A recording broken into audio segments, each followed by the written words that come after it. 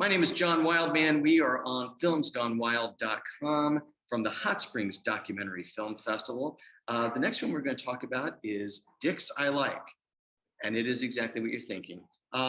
We have Johanna Gustin, we have Jonathan Gustin. She's the director, he's the DP on the film. Welcome to the show. Hi, thank you so much. Okay, we always start this by having our filmmakers introduce our audience to the film. They haven't seen it as yet, so tell us about Dicks I Like.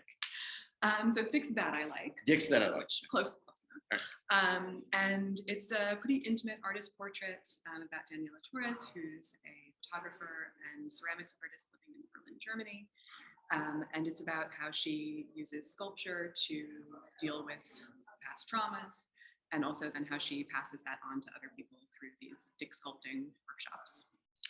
You dropped us right in the middle of a session. Yes.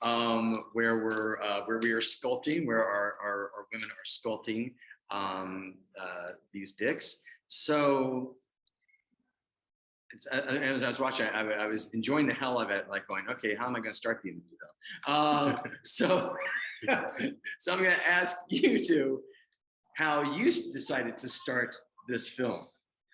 In the editing process, or you mean how we decided to make the film to begin with? Well, no. In the editing process, like where there are first images that we see, like from molding the clay to introducing to the women. Well, the editor Finn and I had this idea that we could almost keep it a secret for as long as possible. So of course the title does give some away. So I think it's unlikely people are going to go into the film having no idea what it's about. But we do sort of like the idea that when people first see the film, she's working with the clay and we're not entirely sure what's happening, but she's telling this story and we're sort of having our interest piqued. She's saying, okay, then the dick pic started, and then we don't actually see anything phallic, I think, for the first, 2 minutes, maybe. And so suddenly it's like, oh, this is what these people are doing, okay. And so yeah, we liked the idea of a slow reveal. Right. And I think on a visual level, there's also like, it starts with this block of clay. And then, like, I don't want to spoil what the last image is, but I think there's like a progression there. Well, because I knew you were going to be here. It's like going, it's not intuitive to really get into the photography of something like this, but it is in terms of, in order for you to get women to open up, you have to make sure that they feel comfortable, and yet you're wanting to get something that's cinematically fascinating and interesting, and it's not just talking heads, next to a phallus, right? So talk about how you two, kind of work to go, okay, if we put the camera here, if we do this, and talk about that process. Well, first of all, we had an incredibly small team. So it was the two of us and a sound person, and that was it, and that helped tremendously. And we were able to have a setup with both the lights and the sound that was very unobtrusive because we were only in one spot. So that made it very simple to sort of get everything set up that we wouldn't have to have boom mics in everybody's faces, that kind of thing. But also Jonathan, for such a tall guy, is really good at kind of disappearing. And that's a good talent. Yeah, for a cinematographer, absolutely. And so it was very easy after the first sort of 2 or 3 minutes where everybody's kind of getting to know each other and saying, okay, what are we doing here? Everybody got really comfortable really quickly. They also knew ahead of time that we were going to be there, so it wasn't sprung on anybody on that day. And then also, I think just I think it would have been very different if it was just, say, a discussion circle where you have, these 7 people come in and sit down and say, okay, we're going to talk about men's bodies and sexism and penises today. But I think the fact that we had them, that by the nature of what it was, they were doing something with their hands, sort of like knitting circles or quilting circles of old. Right. That act of doing something tactile with your hands while you're having these discussions really helped everybody open up. Yeah, I can see that. Yeah. And to your credit, I have to say, I was thinking about how this could have been shot if it was done for a TV episode, and because we've seen how how obvious framing can be, And I thought, and again, like I said, it was really unobtrusive and really allowing those conversations to happen. And yet we're still looking at the mold at the dicks of the thing. So talk about what you were thinking about in terms, because I know, like, when I'm working with DPs on projects, that oftentimes they're just turned loose after we talk about like the influences and things that I want. But this, I have to think that that you had to have a little bit more communication as it was going on. Yeah. I mean, it's a 2-hour workshop, I think, and it's cut down to, what do we have, 13 minutes? 7 minutes only in the workshop. Yeah, right. 6. And so like there's some time to discuss, but I think I mean, of course, the most important thing is to talk about it before and kind of set your boundaries and set them, like talk about like in what framework you wanna have everything. And I think that's the most important conversation. Like what, I don't know, like easy things, like what aspect ratio do we want to have? Like, do we want more close-ups? I think like we went kind of close this time to kind of convey the intimacy, but of course, like also other things like how we plan the lighting. Like we definitely changed a lot of the lighting for the film, just to have like to capture this more intimate, warm feeling in the room. And then I mean it's a 2-hour workshop. Like we can talk in between, and I think like it's always good to see everything with 4 eyes then. All right, now let's talk about the editing of this thing, because again, and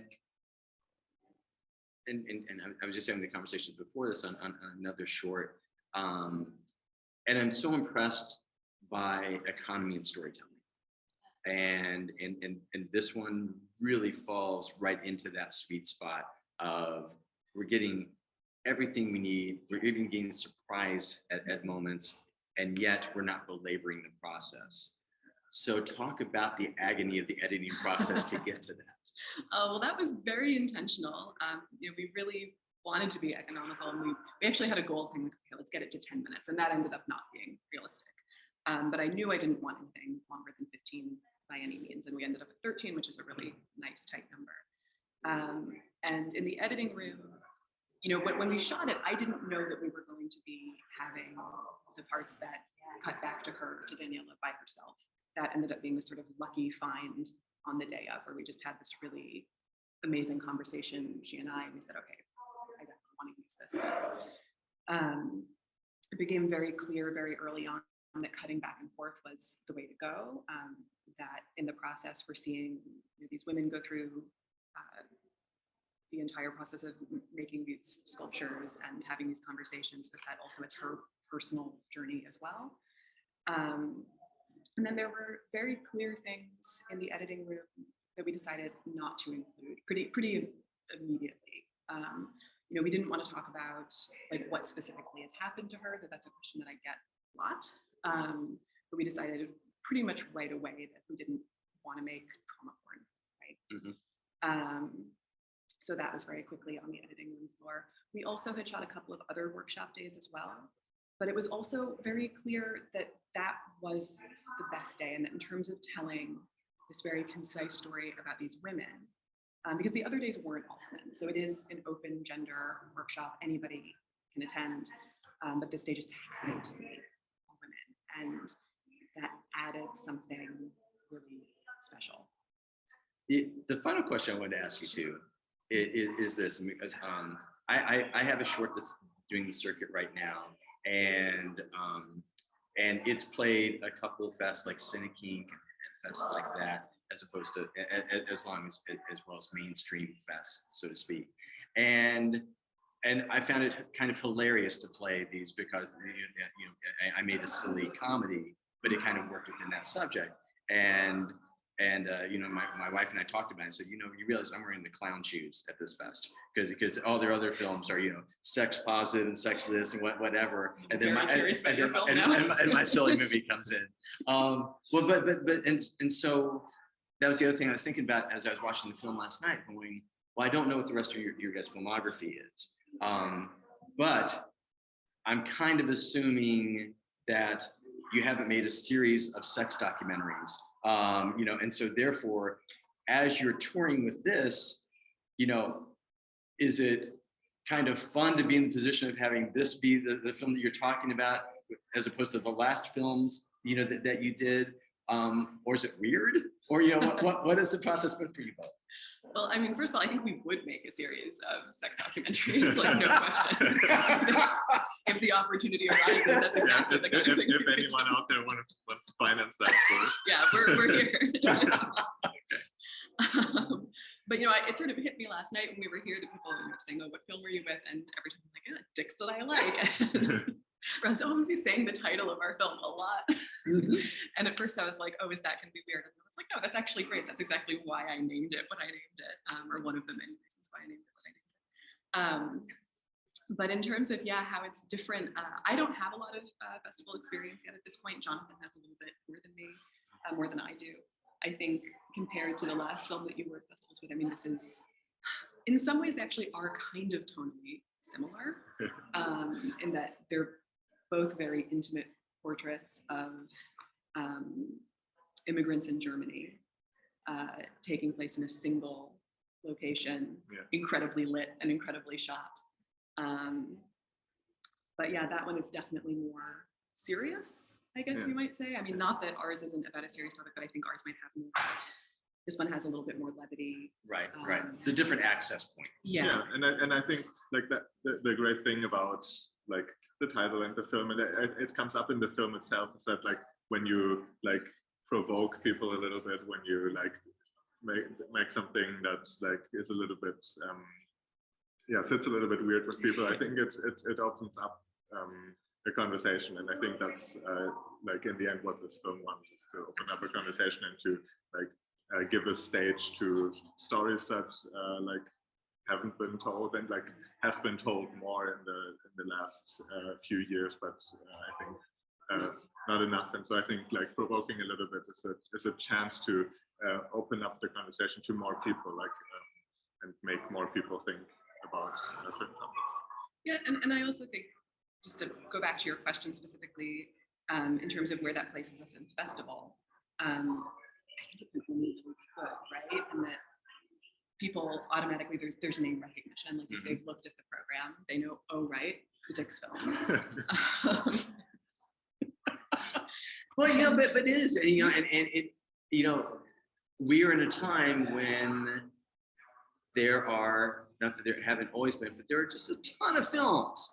And and at every particular festival, and you're right. People are like looking through, like the catalog. They're looking, they're scrolling through, and so for you to be able to have a title that immediately grabs you, what is that one about? And and it's very easy to signify it. It's very easy to mark it off, or to refer back to it. As a filmmaker, you go, all right, if that's what it takes to get people in the door, because. Again, to the film's credit, you guys deliver in a different way than you might think before you actually start watching the film. Yeah. And and so you go, all right, if strap yourself in, because we've got something to show you. Yeah, I mean, I do think the important thing what I hope people take away is that despite the title and sort of despite, okay, it seems like it's this fun thing about penises, it's definitely not a novelty film. Correct. Right? Like it is still, I think, like a very serious, not to toot our horn too much, but a very well-made, serious documentary about a kind of serious subject that has some levity and has some silliness, but ultimately is very heartfelt. Exactly. Again, the film is Dicks That I Like. Make sure I get the title right this time. And we've been talking with Johanna Gustin and Jonathan Gustin, the director and DP of the film, which is screening at the Hot Springs Documentary Film Festival. It's been great talking to you guys. You too. Thank you so much.